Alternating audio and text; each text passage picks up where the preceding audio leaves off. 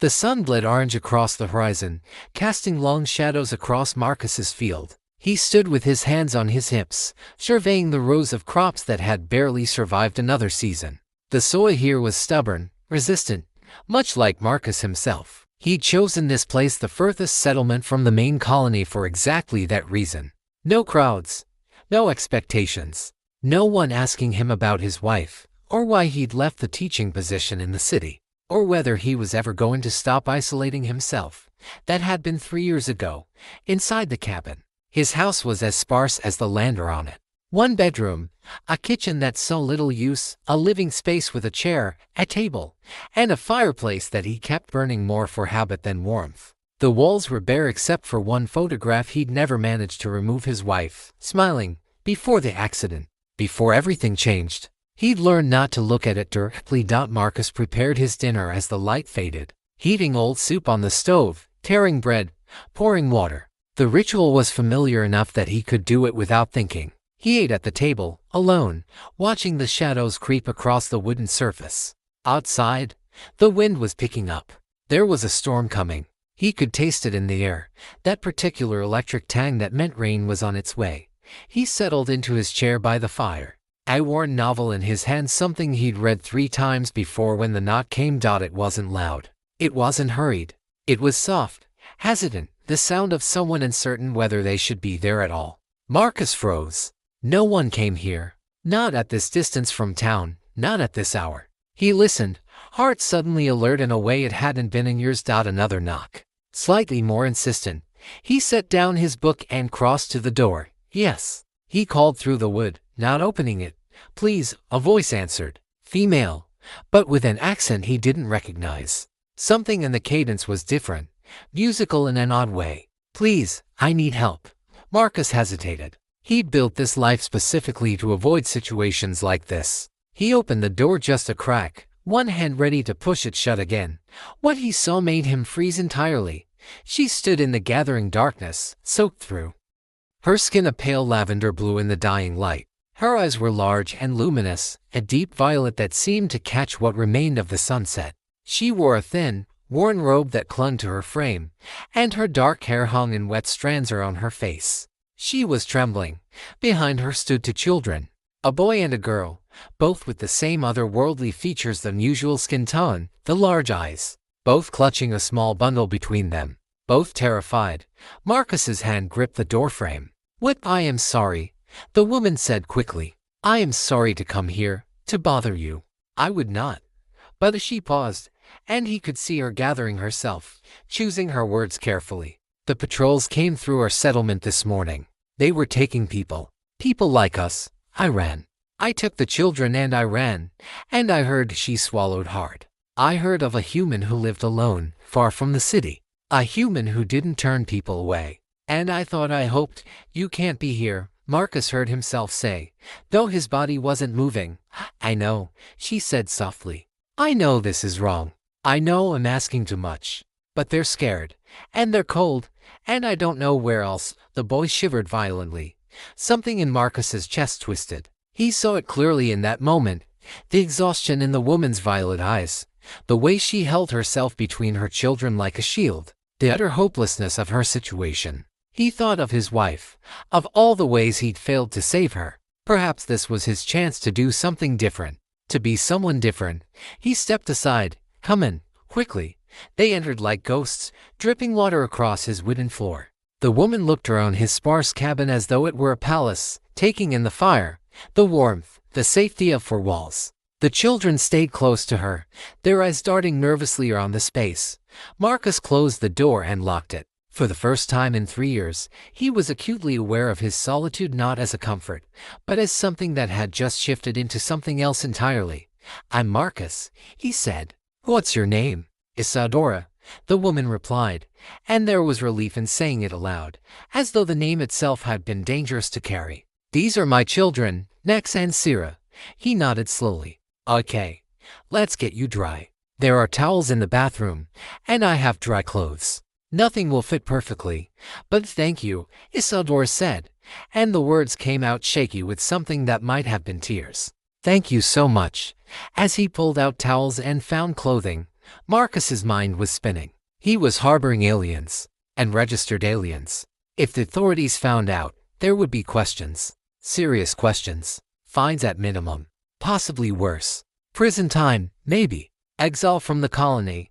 He looked at Isadora as she helped her children dry off, her movements gentle and practiced, and he knew he wouldn't turn them away. Some choices didn't feel like choices at all. They felt like inevitability. By the time the fire had burned low, Nex and Cyril were asleep, wrapped in blankets that smelled of lavender and dust.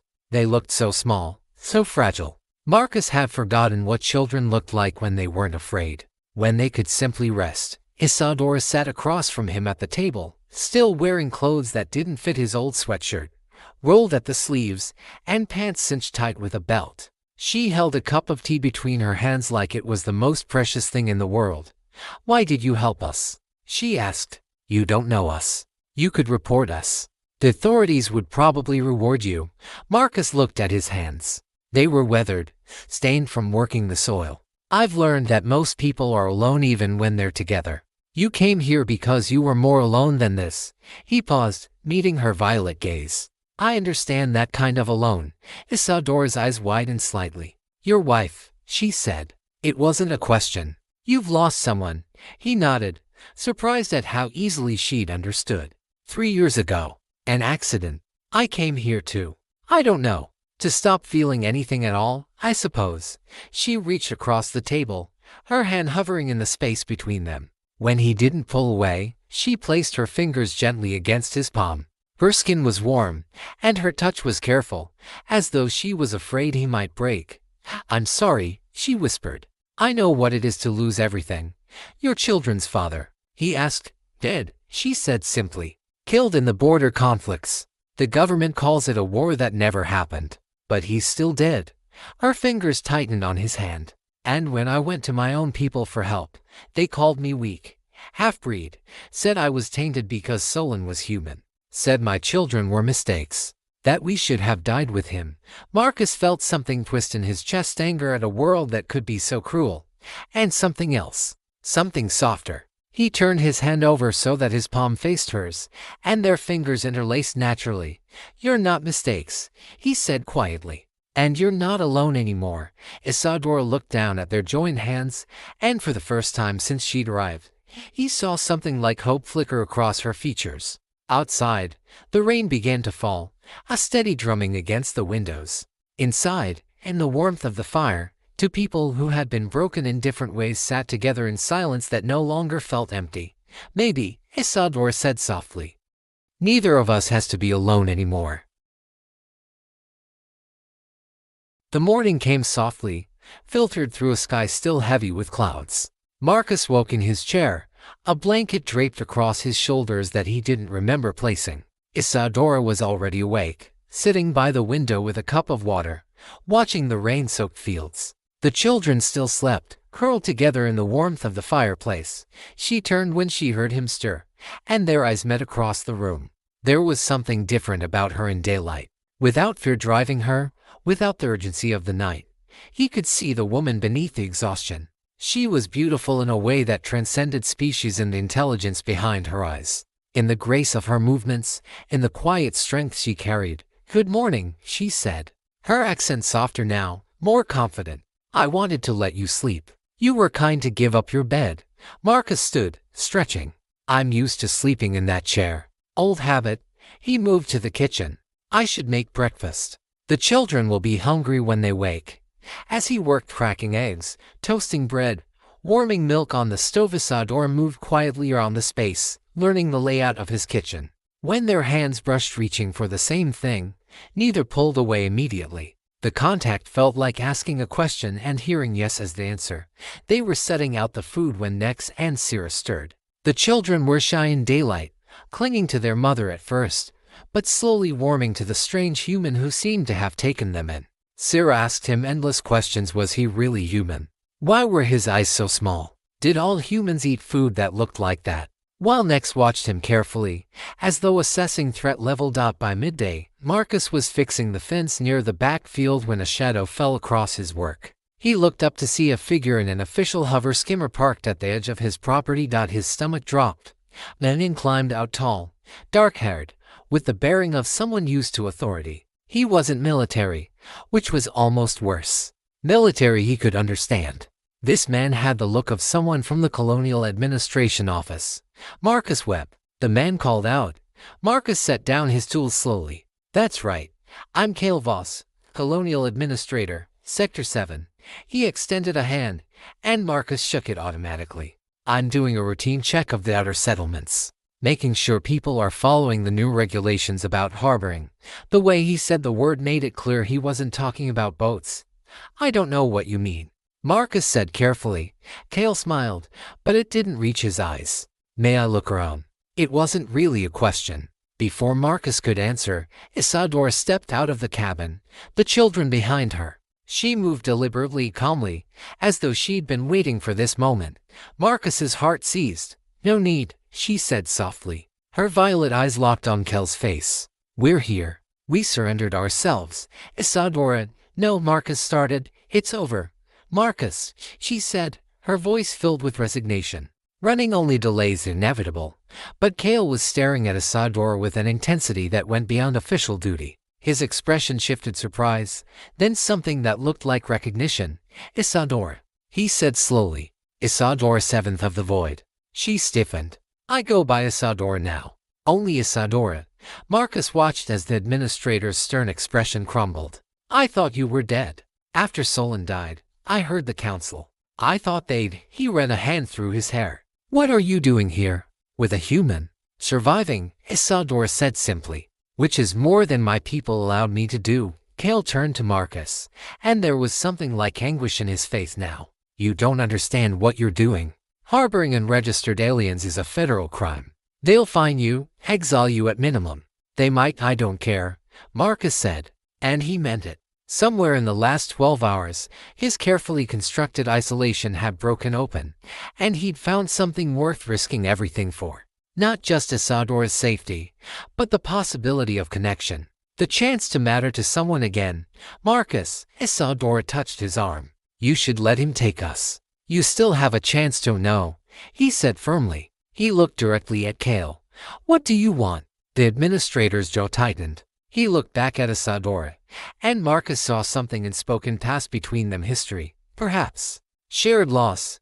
When Solon died, Cale said quietly, I wanted to help you, but I was low rank then, couldn't do anything. And by the time I had any power, you were gone. He turned back to Marcus. I'm assuming you love her. Marcus didn't hesitate. Yes, Cale nodded slowly, as though reaching some internal decision. Then you need to listen to me very carefully. The registry is being updated tomorrow. All unregistered aliens in Sector 7 are supposed to be catalogued and transported to the holding facility. He paused. Except for those with provisional bonding status. What does that mean? Marcus asked. It means, Cale said slowly, that if you were to claim her as your bonded mate before the registry closes, the children would fall under your protection. Hybrid children with a registered guardian have rights. Not perfect rights, but rights. Marcus looked at Isadora. Her eyes were wide, searching his face. Marcus, you can't. The social consequences alone would. Would what? He interrupted. Destroy my reputation. I don't have one. Would cost me my home. I don't care about this farm if you're not here. He stepped closer to her, taking her hands.